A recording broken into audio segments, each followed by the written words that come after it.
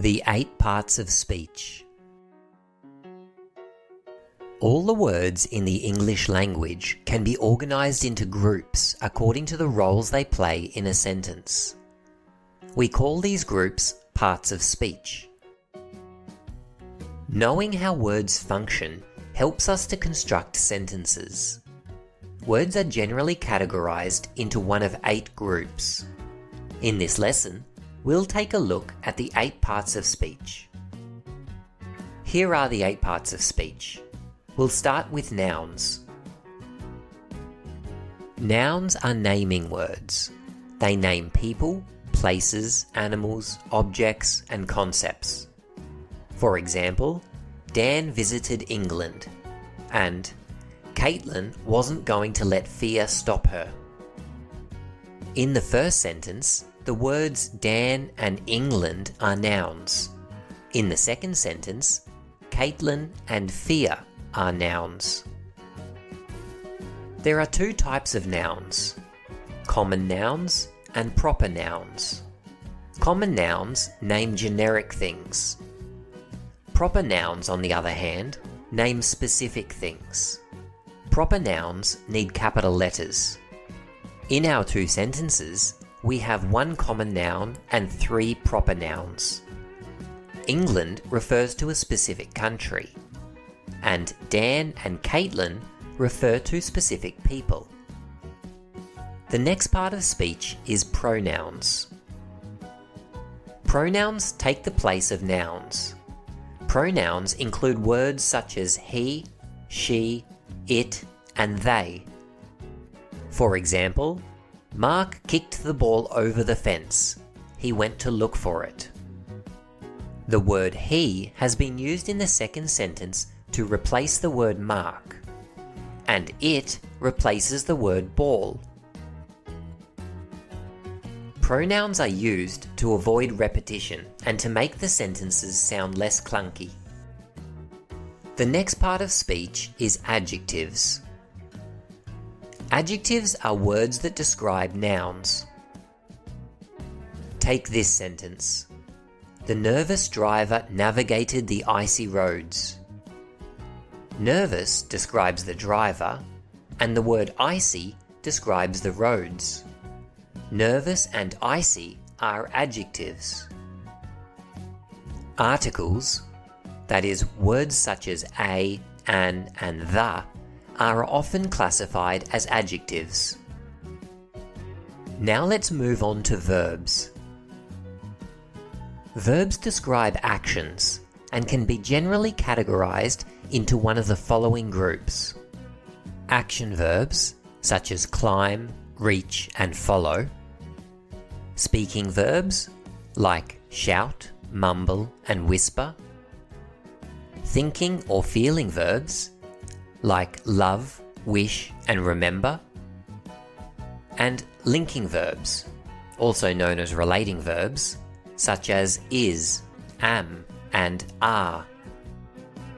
Linking verbs don't express an action, rather they link a noun to a state of being.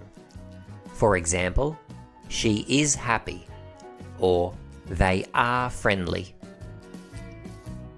Next up are adverbs. Whereas adjectives describe nouns, adverbs provide more information about verbs. There are different types of adverbs. Here are a few. Adverbs of place describe where an action takes place. For example, she looked everywhere for her glasses. Adverbs of manner describe how an action happens. For example, he drove slowly down the road. Adverbs of degree describe the intensity or extent to which something happens. For example, I really love cooking. Adverbs of frequency describe how often an action happens. An example, the children argued often. Note that as well as describing verbs, adverbs can describe adjectives and they can describe other adverbs. Here is an example of each. Dale is very clever. The adverb very gives more information about the adjective clever. The movie starts fairly soon. The adverb fairly gives more information about the adverb soon. Now for prepositions. Prepositions are positioning words.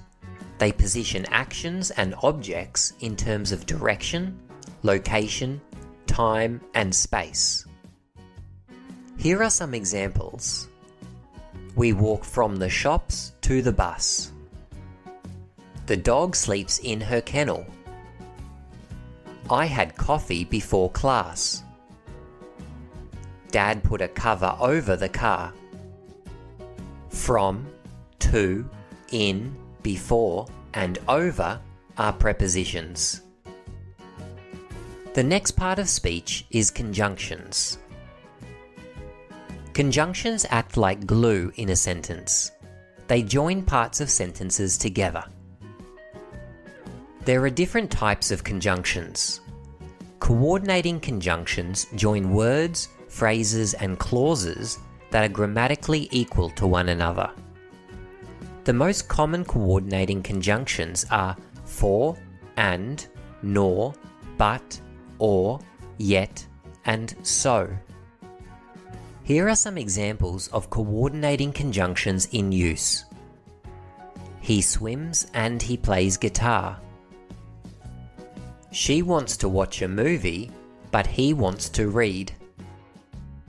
Some conjunctions are subordinating conjunctions.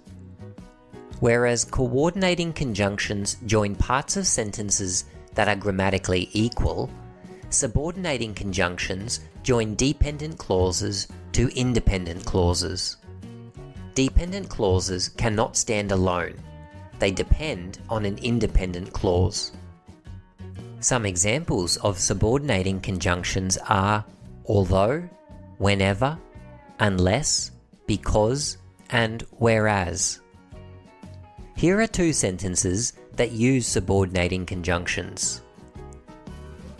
I took an umbrella with me because it looked like it would rain. Although it was late, he decided to watch a movie.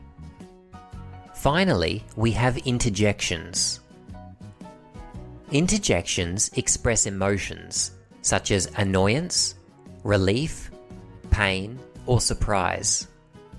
Interjections usually stand alone and are independent from other parts of speech. Some examples of interjections include, ouch, that hurt. Oh, I don't really know. Wow, what a catch. Ouch, oh, and wow are examples of interjections.